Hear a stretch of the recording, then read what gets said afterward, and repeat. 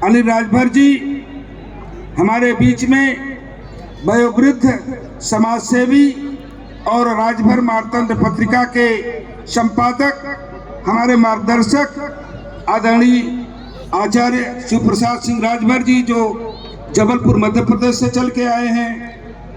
हम लोगों के बीच में इतिहासकार आदरणीय एम.पी. राजभर जी,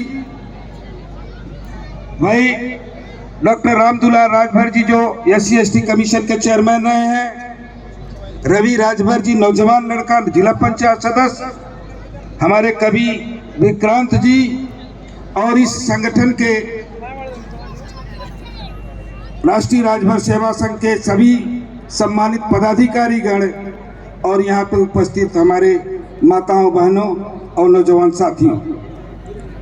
मित्रों, आज सुहेलदेव जयंती क्यों मनाई जा रही है, कारण क्या है, इस पे हमारे और साथी अपना विचार व्यक्त करेंगे। मैं दो बिंदुओं पे विचार रखना चाहूँगा। इस समय राजभर समाज की जो ज्वलंत समस्या है, मुख्य दो है। एक तो लोकतंत्र में जो अधिकार है, संविधान में जो अधिकार है, उस अधिकार के तहत इस वंचित समुदाय को जो आरक्षण की सुविधा मिली है वह कैसे प्राप्त हो। एक तो यह आरक्षण, दूसरा हमारे ऐतिहासिक जो धरोहरें हैं कैसे इसको संरक्षित किया जाए, कैसे हमारे समाज का सर्वांगीण विकास हो, किस तरह से हमारे समाज की उन्नति हो, इस पे हमको चर्चा करनी जरूरी थी। मैं आग्रह करूंगा हमारे मंच पे जो हमारे वरिष्ठ अग्रज बैठे हैं, इन दोनों बिंदुओं पे जरूर अपने स्तर से, जिसकी जो क्षमता है, जिसका जो विवेक है, अपने स्तर से जरूर इस पे प्रयास करें कि कैसे, और ऐसे फोरम पे प्रयास करें जहां से हमारी समस्या का हल होना है। अभी वकील साहब बता रहे थे आरक्षण का मुद्दा, हमारे बनारस के साथियों ने राजभर समाज के सहयोग से एक हाई कोर्ट में याचिका दाखिल किया। जागो राजभर जागो समिति के माध्यम से सरकार को डायरेक्शन मिला कोर्ट का, सरकार ने उसमें सर्वे कराया। अभी अध्ययन की रिपोर्ट शासन को नहीं मिली है, लेकिन हमारे चाहे सत्ता में बैठे लोग हों, चाहे सत्ता के बाहर हों, चाहे समाज के जो भी प्रबुद्ध लोग हों, मैं चाहूँगा कि एक मत होकर के किस तरह से, किस फोरम पे हमको पैरवी करनी हो, कैसे हमको आरक्षण मिले। अभी उदाहरण दिया गया महाराष्ट्र का मराठा आरक्षण का, ठीक उसी पैटर्न पे हमको भी कहीं कहीं एक रणनीति बनानी होगी। एकताबद्ध होकर के योजनाबद्ध तरीके से हमको भी अपने आरक्षण के लिए जो हमारा संविधान में अधिकार हो कैसे प्राप्त हो, इसके लिए लड़ाई लड़नी चाहिए।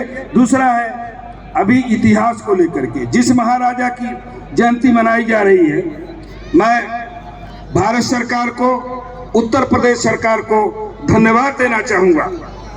धन्यवाद इसलिए देना चाहूँगा कि जिस महापुरुष का, जो 11वीं सदी के नायक रहे हैं और जिनका इतिहास पन्नों में दबाया गया, ऐसे महापुरुष के इतिहास को उजागर करने के लिए, उनके राष्ट्रीय योगदान को देखते हुए उनकी स्मृति में भारत सरकार ने डाक टिकट जारी किया, भारत सरकार ने ट्रेन चलवाया, भारत सरकार ने एक राष्ट्रीय स्मारक स्थल बनवाया, प्रदेश सरकार ने राज्य विश्वविद्यालय बनवाया, जिला चिकित्सालय बनवाया, और इतने नहीं, अभी 1999 में एक सरकारी मूर्ति भी प्रदेश की राजधानी लखनऊ में लगी है, ये सरकार ने लगवाया है। तो मैं सरकार का धन्यवाद करता हूं कि जो सदियों से हमारे इतिहास को छिपाया गया था, हमारे इतिहास को दबाया गया था,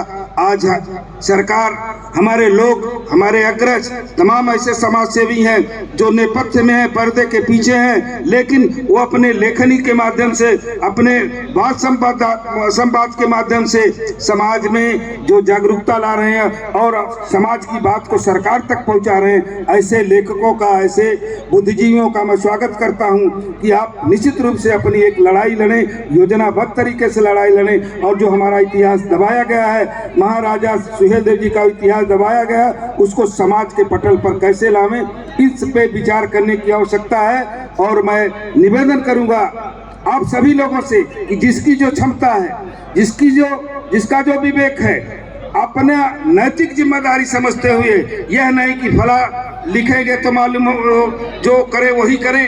हमारी भी कुछ जिम्मेदारी है। समाज, जिस समाज में पैदा है, जिस समाज का हमारे ऊपर ऋण है, उस ऋण को उतारने के लिए कहीं न कहीं हमारी नैतिक जिम्मेदारी है। उस जिम्मेदारी का निर्वहन करते हुए हम भी जो अपना प्रयास होना चाहिए सकारात्मक, वो प्रयास करना चाहिए।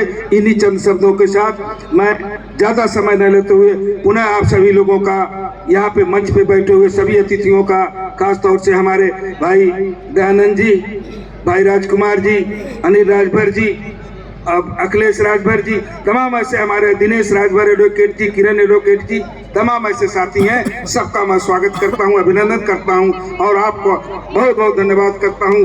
आप इन्हीं चंद शब्दों के बाद एक नारा लगा दें, जय सुहेलदेव, जय सुहेलदेव, जय सुहेलदेव, भारत माता की, भारत माता की। धन्यवाद।